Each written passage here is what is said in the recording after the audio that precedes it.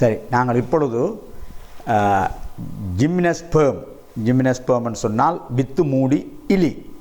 With மூடியில் உள்ள 4 பைலங்களை பற்றி நாங்கள் இப்பொழுது பார்ப்போம். வித்து மூடியினுடைய இயல்புன்னு சொன்னால் நிர்வாண வித்துக்களுடைய தாவரங்கள். வித்துக்கள் அறையினால் சூழப்படவில்லை. இந்த ஜிம்னஸ்பேர்ம்களில் நாங்கள் கூர்ப்பு ரீதியாக பார்க்கும் பொழுது சில ஜிம்னஸ்பேர்ம்களிலும் ஆதி சவுக்கு முளை இன்றும் காணப்படுது சிலவற்றில். ஆனாலும் அநேகமான ஜிம்னஸ்பேர்ம்களிலும் ஆங்கியோஸ்பேர்ம்களிலும் சவுக்கு முளை இழக்கப்பட்டு உள்ள விந்து தான் காணப்படும். இப்பொழுது நாங்கள் இந்த முதலாவது பைலம் ஜெனட்டோஃபைட்டா ஜெனிட்டம் எனப்படுகின்ற ஸ்பீசிஸை நீங்கள் பார்த்தால் காலில் கலனை கொண்ட ஒரே ஒரு ஜிம்னஸ்பேர்ம். இந்த காலில் உரிய கொண்டு செல்லல் தோதி கலன் தோதியிலே இதிலேயும் ஒரு கூர்ப்பு நிலை காணப்படுகிறது. கூர்ப்பு நிலை குழற்போலிகள் பல இணைந்து ஒரு குழாயுருவமான கலனை கொண்டுள்ளது. இது ஆங்கியோஸ்பேர்முக்கு ஒரு சிறப்பான இயல்பு. அப்போ காலில் கலனை கொண்ட ஒரே ஒரு ஜிம்னஸ்பேர்ம் ஆகும். பூக்கும் தாவரங்களை போன்று இங்கே இலை காணப்படுகிறது. மரத்தை பாருங்கள். ஆங்கியோஸ்பேர்மின் பழத்தை போன்று வித்துக்கள் இங்கே காணப்படும். அடுத்ததாக இங்கே வந்து சவுக்குமுளையற்ற விந்து, அப்போ மகரந்த குழாய் தோன்றி ஆண் புணரி கருக்களை கொண்டு செல்லும். அடுத்தது 2வது பைலம் சைக்காடோஃபைட்டா. சைக்கஸ், இது எல்லாருக்கும் தெரிந்த ஒரு உதாரணம். சைக்கஸ் ஸ்பீசிஸ், இலங்கையில் ஒரே ஒரு இனம் சைக்கஸ் இனம், உள்நாட்டுக்கு இனம் இருக்குது. அதேபோல் பூத்தப்பட்ட இனங்களும் காணப்படுகிறது. சைக்கஸ் சேர்ஸ்னாரிஸ், சைக்கஸ் ரும்பி போன்ற இனங்கள் உண்டு. இது அழகுக்காக வளர்க்கப்படுகின்ற ஒரு மரம். இதனுடைய இலைகள் அழகுக்காக பயன்படுத்துவார்கள். இதனுடைய தோற்றம் பாம் மரத்தை போன்று இலைகளையும் பெரிய கூம்பையும் உடையது. முக்கியமாக ஆண் தாவரம் கூம்பை கொண்டிருக்கும். அந்த கூம்பு என்பது நுண்பித்திலை. நுண்பித்திலைகள் ஒன்று சேர்ந்து உச்சிப்பிரி இலையம் கூம்பை தோற்றுவித்திருக்கும். விந்து சவுக்கு முளை கொண்டது, பல சவுக்கு முளைகளை பல கொண்டது. வித்தற்ற கலந்தாவரங்களை இவை ஒத்திருக்கும்.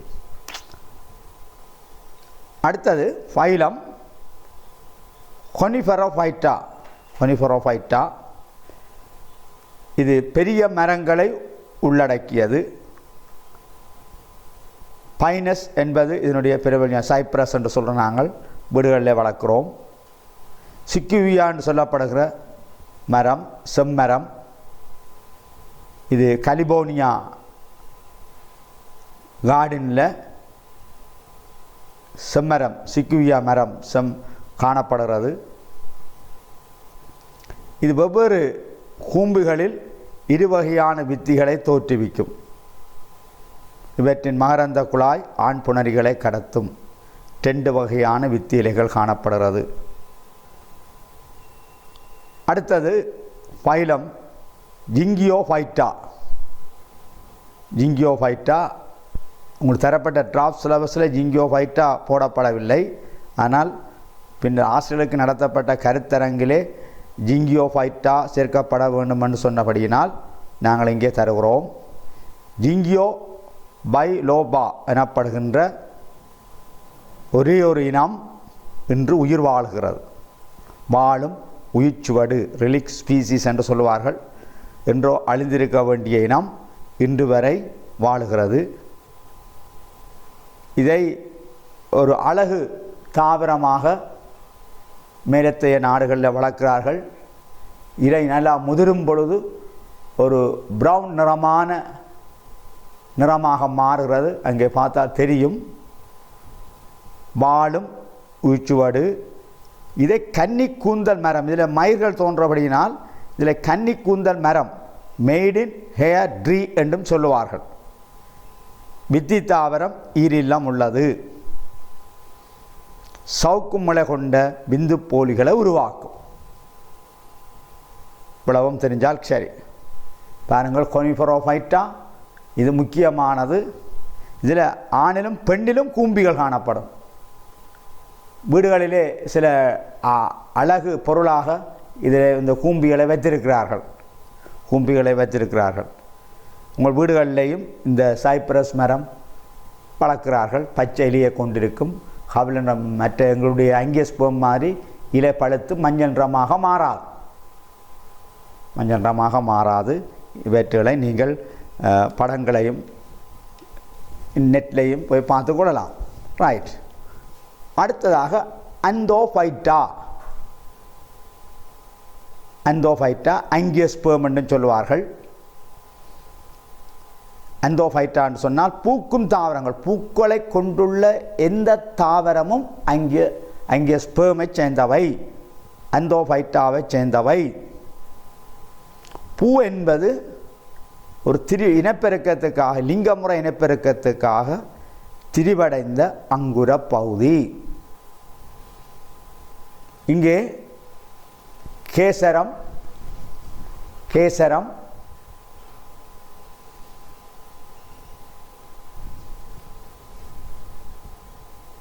பூவின் படத்தை பாருங்கள். அதில் முக்கியமான 3 இயல்பு தரப்பட்டிருக்குது. பழம், சூலகச்சுவர் தடிப்படைகிறது. பழம் என்பது நாங்கள் உண்ணுகின்ற பழம். வித்து மூடி உளி, அதாவது சூழ்வித்து ஒரு அறையினுள், சூல அறை எனப்படும் அறையினுள் இந்த வித்து விருத்தி அடைகிறது. சூலகச்சுவர் அதுக்கு பாதுகாப்பாக காணப்படுகிறது. ஆனபடியே தான் அதை வித்து மூடி உளி என்று நாங்கள் சொல்லுகிறோம். இந்த பூவினுடைய நெடுக்கு வெட்டு முகப்பாதி நீங்கள் ஓஎல்ல நன்றாக படித்திருப்பீர்கள். நாங்கள் அதை மேற்கொண்டு விளங்கப்படுத்த தேவையில்லை. இதில் கேசரம் பாருங்கள், கேசரம் ஸ்டேமன் என்று தந்திருக்கு பாருங்கள். நுண்வித்திகளை தோற்றுவிக்கும் நுண்வித்திகள் மாரந்த மணிகளாக விருத்தி அடையும். மகரந்த மணி ஆண்புணரி தாவரத்தை கொண்டது, ஆண்புணரி தாவரமாக விருத்தி அடையும். சூழ்வித்தி இலை மாவித்தியை தோற்றுவிக்கும். மாவித்தி பெண்புணரி தாவரத்தை தோற்றுவிக்கும், அல்லது முளையப்பையன் சொல்லுவோம். வித்துக்கள் சூழ்வித்திலைக்குள் மூடப்பட்டிருக்கும். இதில் இந்த கொண்டு செல்ல தொகுதியில் ஒரு சிறப்பம்சம் கால்கலன், நீண்ட குழாய், அதாவது பல குழற்போல்கள் இணைந்து உருவானது. உரியம், தோழமைக்கலன், நெய்யரி குழாய் மூலகம் என்பவற்றை கொண்டிருக்கும். இந்த இவற்றிலே 2 வகையான பார்க்க முக்கியமாக. அடுத்த நாங்கள் பழத்தின் உற்பத்தியை பார்ப்போம். வித்துக்கள் பழத்தினால் பாதுகாக்கப்பட்டிருக்கும். அதாவது பழம் என்பது சூலகச்சுவர். அத்துடன் இந்த பழமானது வித்தின் பரம்பலுக்கும் உதவும். விலங்குகள், பறவைகள் அவற்றை பழத்தை உண்பதற்காக கொண்டு செல்லப்படும் பொழுது அதோடு சேர்ந்து வித்துக்களும் கொண்டு செல்லப்பட்டு பரம்பல் அடையும். அடுத்தது, இது ஆஞ்சியோஸ்பெர்முக்கு ஒரு தனித்துவமான ஒரு இயல்பு, பழம் காணப்படுதல். காய் பழம் என்று சொல்லப்படாது, காய் கனி. கனி என்பது கனிந்து மென்மையாக இருக்கிறது. நாங்கள் பொதுவாக காய் எதை சொல்லு பழம், காயும் ஒரு பழம்தான். காயும் ஒரு பழம். காய்க்கு எது சொல்லு கனி, காய்க்கு எது சொல்லு பழம் அல்ல. அது உயிரியல் படிக்கிற மாணவர்கள் நன்கு விளங்கி கொள்ள வேண்டும். ரைட். கருக்கட்டிய சூலகம் தினை கொண்டது பழமாகும். பாருங்கள், சில வேளைகளில் பூக்களின் ஏனைய பகுதிகளையும் இந்த பழங்கள் கொண்டிருக்கிற நீங்கள் பார்க்கலாம். உதாரணமாக தக்காளியில் பார்த்தால் அங்கே புள்ளிகள் காணப்படுவதை பார்க்கலாம். மிளகாயில் பார்த்தால் புள்ளிகள், பச்சென்றமான புள்ளிகளை நீங்கள் அவதானிக்கலாம். சில பழங்கள் போலி பழங்களாக இருக்கின்றன. நீங்கள் சாப்பிடுகின்ற ஆப்பிள், மரம், முந்திரிகை எல்லாம் போலி பழங்கள். கருக்கட்டலின் பின் சூலகச்சுவர் தடிப்படைந்து பழமாக விருத்தி அடைகிறது. வாழையில் கருக்கட்டல் நடைபெறுவதில்லை. அன்னாசியில் கருக்கட்டல் நடைபெறுவதில்லை. மகரந்த சேர்க்கை நடைபெறலாம், ஆனால் கருக்கட்டல் நடைபெறுவதில்லை. அப்பொழுது உருவார அந்த பழத்தை சொல்ல நாங்கள் கன்னிக்கனியமாதல் என்று சொல்கிறோம். கருக்கட்டாமல் சூலகச்சுவர் பழமாக விரித்து கன்னிக்கனியமாதல். சில தோட்டங்களில் கருக்கட்டாமல் இருக்கும் பொழுது ஒட்சின், அதாவது வளைச்சி சீராக்கியில் ஸ்ப்ரே பண்ணி விசிறி அவற்றை பழமாக்க தூண்டுகின்றார்கள். சூழ்வித்து பழத்தின் வித்தாக விருத்தி அடையும். பாருங்கள், பழம் உறங்குகின்ற வித்துக்களை பாதுகாக்கும் கவசங்களை உடையது. அத்துடன் பழம் பரம்பரைக்கும் உதவுகிறது. இவ்வளவும் நாங்கள் பழத்தை பற்றிய இயல்புகளை சொல்லக்கூடியதாக இருக்கணும். ஒரு பழத்துக்கு 2 விதமான தழும்பு இருக்கிற நீங்கள் பார்க்க வேண்டும். ஆனால் தெளிவாக தெரியா. ஒரு தழும்பு தெரியும், தாய்மரத்தோடு இணைஞ்சிருக்கிற அந்த காம்பு நிச்சயமாக அதோட தொங்கிக் கொண்டிருக்கும். குறி தம்பம் சூலத்தோடு இணைஞ்சிருக்கிறது. அது கருக்கட்டியவுடன் பூ உதிர்ந்து போகும் பொழுது உதிர்ந்து விடுகிறபடியாக அந்த தழும்பு மறைந்து போய்விடும். ஆனால் கொள்கை அளவில் அந்த தழும்பு காணப்படும். பாருங்கள், கிட்டத்தட்ட அங்கேஸ்பெர்ம்கள் பல்வகமே நாங்கள் பார்க்கும் பொழுது கிட்டத்தட்ட 2,50,000 இனங்கள் வரையில் காணப்படுகிறது. அதிக அளவு இனங்களை கொண்டுள்ள ஒரு கணம். சரியோ? இதில் பாருங்கள், இந்த அங்கேஸ்பெர்மை நாங்கள் 2 வகுப்புகளாக பிரிக்கிறோம். அதாவது முளையத்தில் உள்ள வித்திலைகளின் எண்ணிக்கை அடிப்படையில் 2 கூட்டங்களாக பிரிக்கப்படும். ஒன்று பாருங்கள், ஒரு கூட்டம் மொனோகோட்டினிடே, மற்றது டைகோட்டினிடே என்று சொல்லி மாறும்.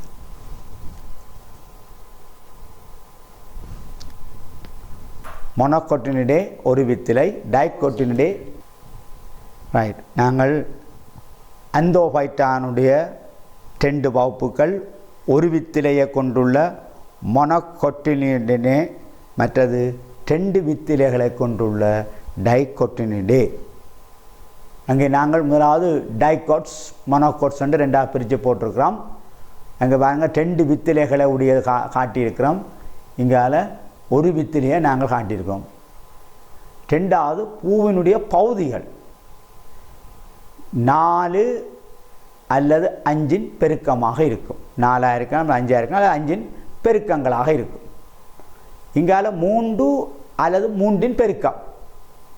பூவுரைகள் 4 அல்லது 5 அல்லது 5 4 பெருக்கம் அல்லது 5 பெருக்கம்.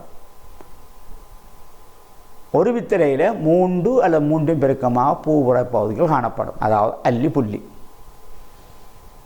இலையினுடைய அமைப்பை பார்த்தீங்க என்றால் இலை நிறைய வேறுபாடு இருக்கும். பாருங்கள், இருவித்திலையில் இலை அகண்டு இருக்கும், இங்கால ஒடுங்கி இருக்கும். அடுத்தது இலையிலே இலை காம்பு காணப்படும், இங்கால இலை காம்பு இருக்காது. அடுத்த இலையினுடைய நரம்பு அமைப்பு பல உருவமான நரம்பு அமைப்பு இங்கால சமாந்திரமானது. இன்னும் சில நுட்பமான வேறுபாடுகள் உண்டு. மேல் கீழ்ப்புறத்தை இருவித்திலையில் கண்டுபிடிக்கலாம். மேற்புற தோற்றம், வயிற்றுப்புற தோற்றம். இங்கால மேற்புறம் கீழ்ப்புற தோற்றத்தை கண்டுபிடிக்க முடியாது. இன்னும் சிலர் சொல்லுவார்கள், இருவித்திலை தாவரத்தின் இலைகள் கிடையாக இருக்கும், ஒரு வித்திலை தாவரத்தின் இலைகள் சாய்வாக இருக்கும் என்றெல்லாம் சொல்லுவார்கள். ரைட். அடுத்தது மகரந்தமணி. அங்கே மகரந்தமணியிலே அங்கே துளைகள் உள்ளடை வெளியேறுகின்ற துளைகள் மகரந்தமணியிலே இருவித்திலை தாவரத்தில் 3 துளைகளை கொண்டிருக்கும். ஒரு வித்திலையில் ஒரு துளையை மட்டும் கொண்டிருக்கும். அடுத்த வாரங்கள் கலன் கட்டு. தண்டிலே கலன் கட்டு ஒரு வட்ட ஒழுங்கில் அடுக்கப்பட்டிருக்கும். உட்புறமாக காலையும் வெளிப்புறமாக உரியத்தையும் கொண்டிருக்கும் ஒரு வட்ட ஒழுங்கு. அப்போ நடுவில் ஒரு மைய விளியம் இருக்கின்றது. மேற்பட்டை என்ற வேறுபாடு இருக்கிறது. 5, 6, 7 என்ற எண்ணிக்கையிலே காணப்படும் கலங்கட்டுகள். இங்கால ஒரு வித்தலையில் பார்த்தால் கலங்கட்டுகள் சிதறி காணப்படும். ஆனால் எல்லாம் காலெல்லாம் மையத்தை நோக்கித்தான் இருக்கும். நீங்கள் அதில் பார்க்கும் பொழுது மைய விளியம் என்ற பகுதியை அங்கே காண முடியவில்லை. இதில் இன்னும் டீட்டெயிலாக படிக்கும் பொழுது சிறுகட்டு மாறிலியம் அதை நீங்கள் அவதானிக்க முடியாது. எனவே இருவித்திலை தாவரங்களில் சிறுகட்டு மாறிலியம் இருக்கிறபடியால் மாறிலியம் விருத்தி அடைஞ்சு துணை வளர்ச்சி ஏற்படும். ஆனால் ஒரு வித்திலையில் சிறுகட்டு மாறிலியம் இல்லை, துணை வளர்ச்சி இல்லை.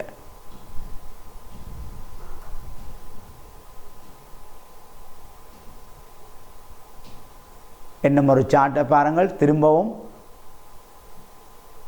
பாருங்கள். அது இங்கே ஒரு வித்தில் இரு வித்திலைன்னு மாறி போட்டிருக்கிறோம். இங்கே ஒரு வித்தில் சிங்கிள் கொட்டினிடோன் மற்ற இங்கே கொட்டினிடோன் 2 காணப்படும். இலைகள் சமாந்தரமாக நரம்பு அமைப்பை கொண்டது. இங்கே வலை உருவமாக இருக்கும், பிரான்ச் கிளைச்சது. பூக்களும் அதே போலத்தான். பூக்கள் 3 அல்லது 3 பெருக்கம், இங்கால 4 அல்லது 5 அல்லது அவற்றின் பெருக்கம். தண்டில கலங்கட்டுகள் பாருங்கள்.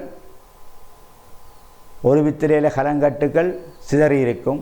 பொதுவாக சுற்றையில் இருக்கிறது பெருசாக இருக்கும், மத்தியில் இருப்பது சின்னனாக இருக்கும்.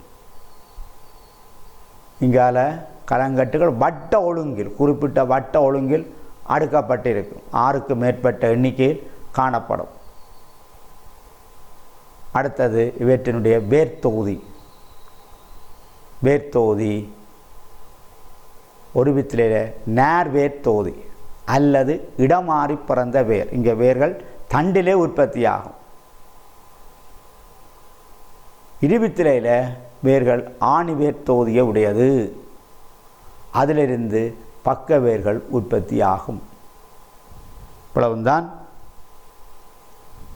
உங்களுடைய பாடத்திட்டத்துக்குள்ள பிளான்டே ராட்சியத்துக்குள்ள உள்ள இயல்பு. அடுத்ததாக நாங்கள் பார்க்க வேண்டியது ராட்சியம் ஃபங்கை. இப்பொழுது நாங்கள் கிங்டம் ஃபங்கையை பற்றி பார்ப்போம். கிங்டம் ஃபங்கை டொமைன் யூக்கரியாவை சேர்ந்தது. இது கிங்டம்.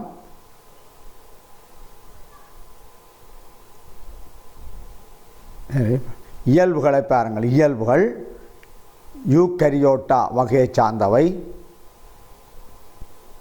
கலச்சுவர் கைட்டினாலானது. இது குளுக்கோஸ் அமைனுடைய பல்பகுதியம் கேள்விப்பட்டிருப்பீர்கள். இதனால் இதனுடைய கலச்சுவருக்கு விரைப்பான தன்மை வழங்கப்படுகிறது. 3வது அகத்துறிஞ்சும் புறபோசனை. எல்லா ஃபங்கஸுக்கும் உரிய பொதுவான இயல்பு அகத்துறிஞ்சும் புறபோசனி. இந்த அகத்துறிஞ்சும் புறபோசனியாக செயல்படுவதற்கு அதனுடைய மேற்பரப்பு, விரிவடைந்த மேற்பரப்பு போசனை பதார்த்தங்களை விரைவாக அகத்துறிஞ்ச உதவும். இவை நொதியங்களை, கலத்துக்கு புறம்பாக நொதியங்களை சுரந்து சிக்கலான மூலக்கூறுகளை எளிய மூலக்கூறுகளாக உடைத்து கல மேற்பரப்பினூடாக அகத்துறிஞ்சி கொள்ளும். இவற்றில் 3 வகையான இனங்கள் காணப்படுகின்றன. 3 வகை. ஒன்று ஒட்டுண்ணிகள், அதாவது இன்னொரு உயிருள்ள அங்கியில் வாழ்ந்து அங்கிருந்து போசனையை பெறுதல். பிரிகியாக்கி. இவை தான் சூழலியல் தொகுதியில் கனிப்பொருள் வட்டம் நடைபெறுவதற்கு உதவுகின்றது. இறந்த சேதன பதார்த்தங்களை பிரிகடைய செய்தல் பிரிகியாக்கிகளாகும். அடுத்தது ஒன்றுக்கொன்று துணையாதல். இது ஒரு ஒன்றிய வாழி ஈட்டத்தில் ஒரு வகை. ஃபங்கஸுக்கள், சில அல்காக்கள், நீலப்பச்சை பாக்டீரியாக்கள் என்பவற்றுடன் ஒன்று சேர்ந்து பரஸ்பர நன்மை புரிந்து வாழுகின்றது. உதாரணமாக நாங்கள் அவற்றை லைக்கன்கள் என்று அழைக்கிறோம். ஒரு சில ஃபங்கஸுகள் தனிக்கலமுடையவை.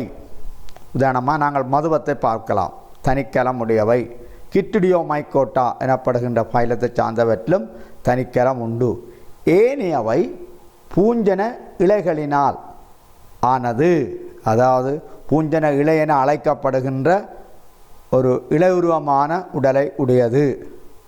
இந்த பூஞ்சன இலையில் பிரிசுவர் காணப்படலாம், பிரிசுவர் காணப்படாமல் விடலாம். பிரிசுவரால் பிரிக்கப்படும் பொழுது இவை கலங்களாக பிரிக்கப்பட்டிருக்கும். குறுக்கு பிரிசுவரினால் பிரிக்கப்பட்டிருக்கும் பொழுது கலங்களாக பிரிக்கப்பட்டிருக்கும். இந்த பிரிசுவர் பூரணமானதல்ல, மத்தியில் துளையை உடையது. இந்த துளையினூடாக அடுத்துள்ள கலங்களின் இளமணி ரைபோசோம்கள் என்பன கலத்து கலம் அசையக்கூடியதாக இருக்கும். மூன்றாவதாக பாருங்கள், பிரிசுவர் அற்ற ஃபங்கஸுகள் தொடர்ச்சியான குழாயுருவமாக இருக்கும். இவை பல கருக்களை கொண்டிருக்கிறபடியினால் நாங்கள் இவற்றை பொதுமை குழியத்துக்குரியன என்று சொல்கிறோம். இந்த பங்கசனுடைய பூஞ்சன இலைகள் ஒன்று சேர்ந்து திரளும் பொழுது நாங்கள் பூஞ்சனை பலை என்று அழைக்கிறோம். சில பங்கசுக்கள், முக்கியமாக அந்த ஒட்டுண்ணியா வாழ்கிற பங்கசுக்கள் பருகி எனப்படுகின்ற ஒரு வேர் உரு அமைப்பை தோற்றுவிக்கும். அதனூடாக அங்கிலிருந்து போஷண பதார்த்தங்களை பெற்றுக்கொள்ளும்.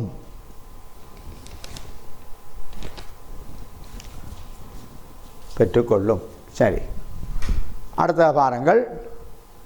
இந்த இவை இது நாங்கள் படிப்போம். தாவரத்துக்கும் பங்கஸுக்கும் இடையில் பதார்த்தங்களை போஷண பரிமாற்றம் அகத்துறிஞ்ச ஊடுருவ உதவுகின்றது. இவைகளில் இந்த பங்கஸுகளில் லிங்கமுறை இனப்பெருக்கமும் லிங்கமில் முறை இனப்பெருக்கத்தையும் காட்டும். ஒவ்வொரு இனமும் ஒவ்வொரு விதமான லிங்கமில் முறைகளை கொண்டுள்ளது. இவற்றின் வாழ்க்கை வட்டத்தின் போது வித்திகள் தோற்றுவிக்கப்படும், ஸ்போர்ஸ் தோற்றுவிக்கப்படும். இந்த வித்திகள் அவற்றினுடைய பரவலுக்கு உதவக்கூடியதாக இருக்கும். இவற்றில் 4 கணங்கள் காணப்படுகின்றன. 4 கணங்கள் காணப்படுகின்றன. இதில் முதலாவது கணமாக நாங்கள் பார்க்க போகிறது ஹிட்டிடியோமைக்கோட்டா. அதுக்கு உதாரணம் ஹிட்டிடியம் ஸ்பீசிஸ். இங்கே நாங்கள் இந்த ஹிட்டிடியோமைக்கோட்டாவினுடைய இயல்புகளை காட்டுவதற்காக ஹிட்டிடியோமைக்கோட்டாவினுடைய வாழ்க்கை வட்டப்படம் ஒன்று தரப்பட்டிருக்கிறது. இந்த ஃபங்கஸ் ஒரு ஆதியான ஃபங்கஸ், நீர் வாழ்க்கை உடையது அல்லது தர வாழ்க்கை, ஒட்டுண்ணியாகவும் வாழ்கிறது. பலகலம் அல்லது தனிக்கலம், பல்கலமாக இருக்கும் பொழுது பொதுமை குழியத்துக்குரியதாக இருக்கிறது. அங்கே சவுக்கு முளைவுடைய இயங்கு வித்திகளை தோற்றுவிக்கும். அதாவது சவுக்கு முளை என்று இருப்பது ஒரு ஆதியான இயல்பை காட்டுகின்றது. இவை நீரிலே நீந்தி சென்று கருக்கட்டும் தன்மையை கொண்டிருக்கும். இவற்றின் கலைச்சுவரும் கயிற்றினாலானது. சில சமுதாயத்தை தோற்றுவிக்கும். ஏனையவை, அதாவது சமுதாயத்தை இளையுருவமானது சமுதாயத்தை தோற்றுவிக்க, ஏனையவை கோள உருவமான தனிக்கலத்தினால் ஆனது. அடுத்தது இதே போல 2வது பைலம் சைக்கோமைக்கோட்டா. இதில் 2 இனம் உங்களுக்கு தரப்பட்டுள்ளது. ஒன்று மியூக்கர் ஸ்பீசிஸை பாருங்கள், மற்றது ரைசோபஸ். இந்த மியூக்கர் ஸ்பீசிஸ் அங்கே படம் தரப்பட்டுள்ளது. அதுக்கும் இதுக்கு முறையில் வித்தியாசம் பாருங்கள். அந்த வித்திக்கலன் தாங்கி மியூக்கரில் தனியான ஒரு வித்திக்கலன் தாங்கி இருக்கும். நுனியில் சின்ன ஒரு கோள உருவம் இருக்கும். இவை பொதுவாக இந்த பான் போன்ற மனுஸ் போன்ற மாப்பொருளுள்ள உணவுகளில் வளர்வதனால் பான் பூஞ்சனம் எனப்படும். தோற்றத்தை பார்க்கும் பொழுது நுணுக்கு காட்டினூடாக குண்டூசி மாறி இருப்பதனால் குண்டூசி ஃபங்கஸ் என அழைக்கப்படும். இதில் ரைசோபஸ் ஸ்பீசிஸை பாருங்கள். ரைசோபஸில் ஒரு புள்ளியிலிருந்து 2க்கு மேற்பட்ட வித்திக்கலன் தாங்கிகள் இருக்குது. இதுதான் வேறுபாடு. வித்திக்கலன் தாங்கிகள் மியூக்கரில் ஒரு வித்திக்கலன் தாங்கி இருக்கும் ஒரு புள்ளியிலிருந்து ரைசோபஸில் 1, 2, 3 இப்படி காணப்படலாம். இந்த இதனுடைய சைக்கோமைக்கோட்டாவுடைய இயல்பை நாங்கள் பார்த்தால் இவை உணவில் வாழும் ஒட்டுண்ணிகள் அல்லது ஓரட்டில் உண்ணல் என்பவற்றை கொண்டிருக்கும். பூஞ்சன இலை பொதுமை குழியத்துக்குரியது, அதாவது பிரிசுவர் அற்றவை. இனப்பெருக்க கலங்களை தோற்றுவிக்கும் இடங்களில் மாத்திரம் பிரிசுவர் தோற்றுவிக்கப்படும், அடியில் தோற்றுவிக்கப்படும்.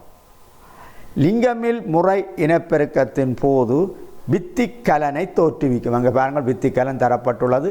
வித்திக்கலனுக்குள்ளே அநேக வித்திகள் அங்கே காணப்படுகிறது. வித்திக்கலன் சுவர் வெடிக்கும் பொழுது வித்திகள் வெளிவிடப்படும். அப்போ அகத்தில் பிறந்த வித்திகள் என்று நாங்கள் சொல்லலாம். இவை பாரம்பரியத்தில் ஒத்த ஒருமடியமான வித்திகளை தோற்றுவிக்கிறது. அத்துடன் வித்திக்கலனுள் அகவித்திகளையும் தோற்றுவிக்கும்.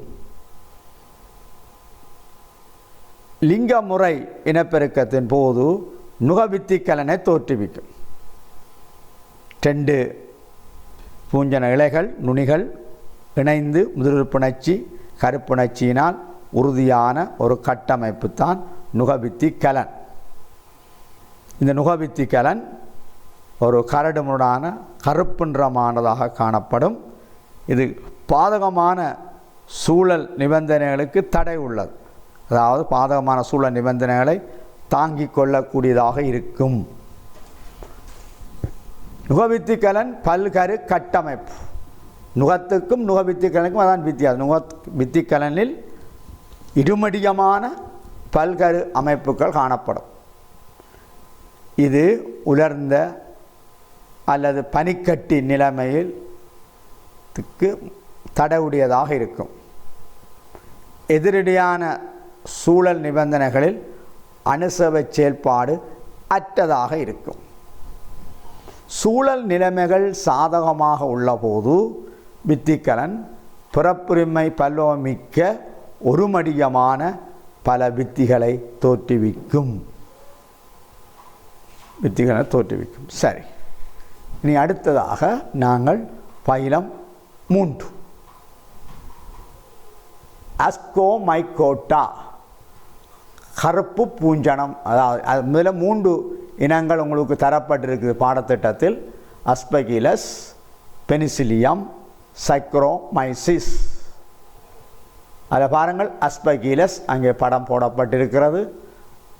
அங்கே உள்ள படம் லிங்கமில் முறை இனப்பெருக்க நிலையை காட்டுகின்ற படம். அங்கே கோளுருவமான அந்த புடகத்துக்கு வெளியால் அதாவது தூளிய வித்திகள் அப்படியே வெளியேறிக்கொண்டு மைய நீக்க முறையிலே வெளியேறிக்கொண்டிருக்கு. சின்ன சின்ன கோளுருவமான தூளிய வித்திகள் அநேகம் வெளியேறிக்கொண்டிருக்க படம் அங்கே காட்டப்பட்டிருக்கிறது. பெனிசிலியத்தை பார்த்தீங்கன்னா, பெனிசிலியம் ஒரு குல உருவமான முறையில் தூளிய வித்திகள் அங்கே உருவாக்கப்பட்டு மைய நீக்க முறையில் தூளிய வித்திகள் உருவாக்கப்பட்டு கொண்டிருக்கிறது. இவைகள் 2ம் இலையுருவமான ஃபங்கஸ், பிரிசுவரவுடைய ஃபங்கஸ். ஆனால் சைக்ரோமைசிஸ் இது தனிக்கல ஃபங்கஸ். இங்கே ஃபங்கஸினுடைய அரும்பு லிங்கமில் முறை இனப்பெருக்க நிலையும் காட்டப்பட்டுள்ளது. அரும்புதல் மூலம் சங்கிலி வடிவில் அது சின்ன முள வடிவில் சைக்ரோமைசிஸ் நிலையை நாங்கள் பார்க்கலாம். மதுவம், நீங்கள் நொதித்தல் தாக்கத்தில் காற்றின்றிய சுவாச செய்முறையில் மதுவத்தை பற்றி அறிந்திருப்பீர்கள்.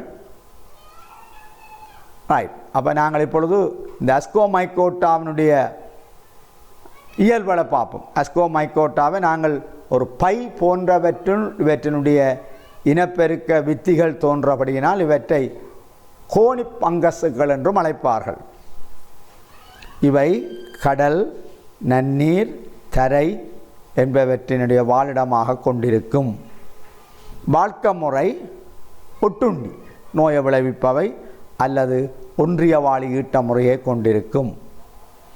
இவற்றில் தனிக்கலமும் பல்கலமும் இடையுருவமான பல்கரு அமைப்புடைய பூஞ்சனைகளையே கொண்டிருக்கும்.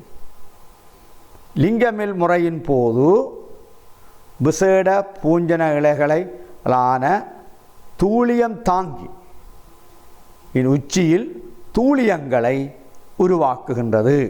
இந்த தூளியங்கள் வித்திகளை பாருங்கள், மியூக்கோர் போன்று உட்புறமாக இருக்காமல் வெளிப்புறமாக புற வித்திகளாக காணப்படுகிறது.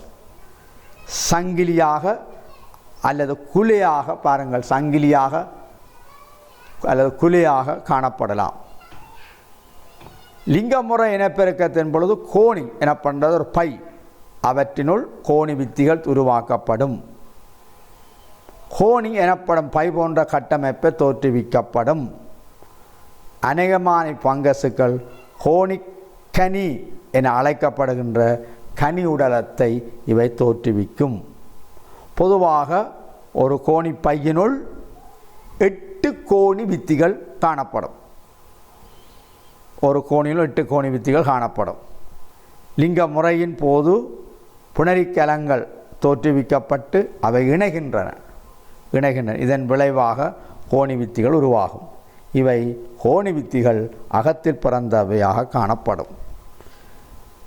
சில அஸ்கோமைகோட்டாக்களில் கோணிக்கனனியை உருவாக்கும். இது கொண்டுள்ள வித்தி கோணி எனப்படுகின்றது.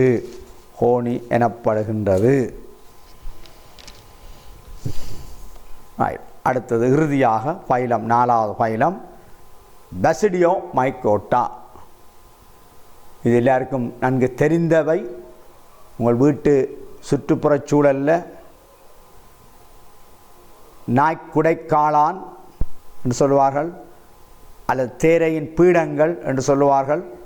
ஆங்கிலத்தில் மஷ்ரூம் என்று சொல்லுவார்கள், அகாரிகஸ் இனம்.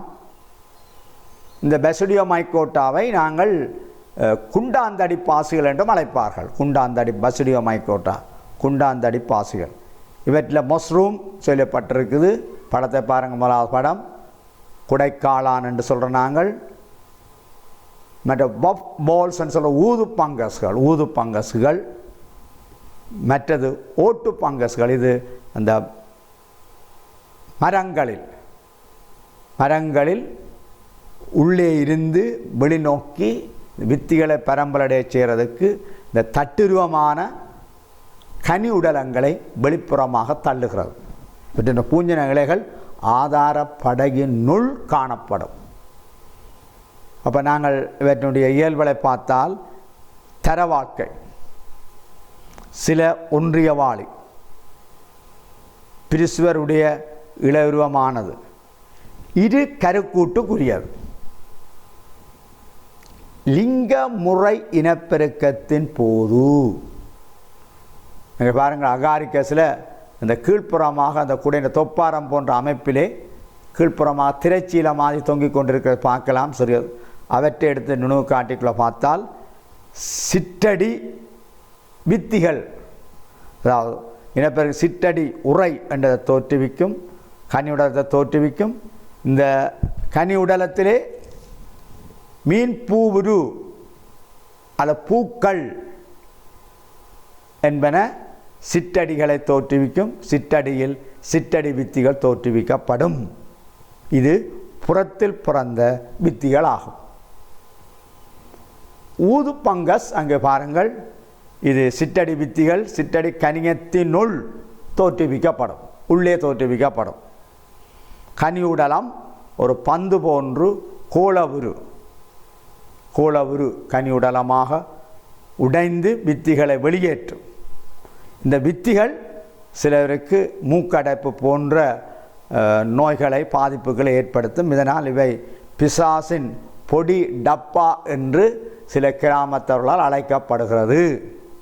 அல்லது இந்த ஊது பங்கஸ் வெடிக்கும் பொழுது ஒரு நட்சத்திர வடிவிலே தோன்றபடியினால் மக்கள் இவற்றை பூமி நட்சத்திரம் என்று அழைப்பார்கள். மற்றது ஏற்கனவே நான் சொன்ன மாதிரி செல்ஃப் ஃபங்கஸ். இது பெரிய பெருமதிமிக்க மரங்கள் இந்த மலைகளில் அதுகளை நனையும் பொழுது இவற்றுக்குள்ளே இந்த வித்திகள் தொற்றல் அடைந்து அந்த பெரிய தளவாட புறமதியுள்ள மரங்களுடைய குங்கிலியன் தனின் போன்றவற்றை பிரிந்தழிய செய்யக்கூடிய நொதியங்களை சுரந்து அந்த மரங்களை அழித்துவிடும் தன்மை உடையது. வித்திகளை பரம்பரடைய செய்வதற்கு வெளிப்புறமாக தட்டையான கனியுடலங்களை இவை வெளியே உருவாக்குகிறது.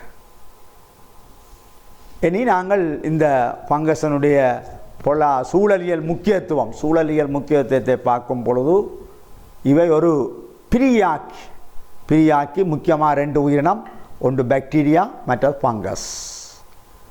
அப்போ இதன் மூலம் சேதன பதார்த்தங்கள் பூமியிலே குவியா வண்ணம் திரளா வண்ணம் கனிப்பொருள் வட்டம் நடைபெறுவதனால் அங்கிகள் தங்களுக்கு வேண்டிய கனிப்பொருட்களை மீண்டும் பெற்றுக்கொள்ளக்கூடியதாக இருக்கும்.